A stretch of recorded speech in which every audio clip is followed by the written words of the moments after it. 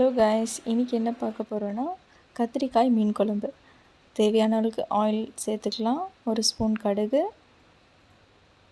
1 spoon வெந்தயம், தேவையான அளவுக்கு சின்ன வெங்காயம், ஒரு மீடியம் சைஸ் வெங்காயம், இது ரெண்டுமே நம்ம சேர்த்து ஆட் பண்ணிக்கலாம். இடித்து வச்சுருக்க இஞ்சி ஆட் பண்ணிக்கலாம். 2 மீடியம் சைஸ் தக்காளி நம்ம கட் பண்ணி வச்சுருக்கோம், அதையும் சேர்த்துக்கலாம். இது நல்லா வதக்கின பிறகு கருவேப்பிலை ஆட் பண்ணிக்கலாம்.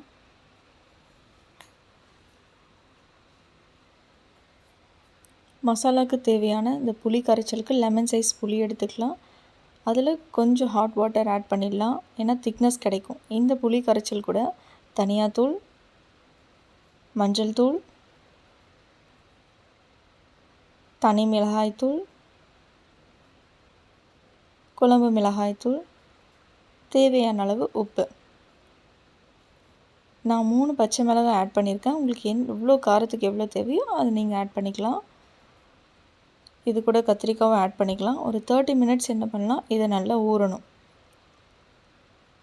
இப்போது 30 மினிட்ஸ்க்கு அப்புறம் இதை நம்ம வதக்கி வச்சுருக்க தக்காளி வெங்காயம் கூட சேர்த்து இந்த மசாலாவை ஆட் பண்ணிக்கலாம்.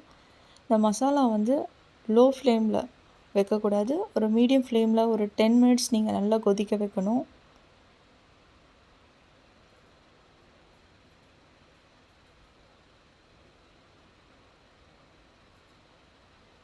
இப்போ நல்லா கொதிச்சிட்ட பிறகு இதில் மீன் ஆட் பண்ணிக்கங்க.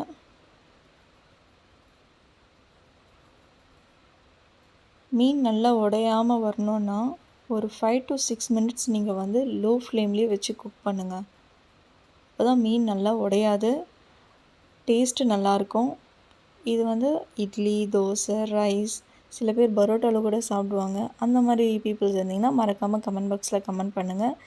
இந்த ரெசிபி உங்களுக்கு பிடிச்சிருந்தா மறக்காமல் லைக் பண்ணுங்கள், ஷேர் பண்ணுங்கள், and do subscribe for more videos. Thanks for watching, guys.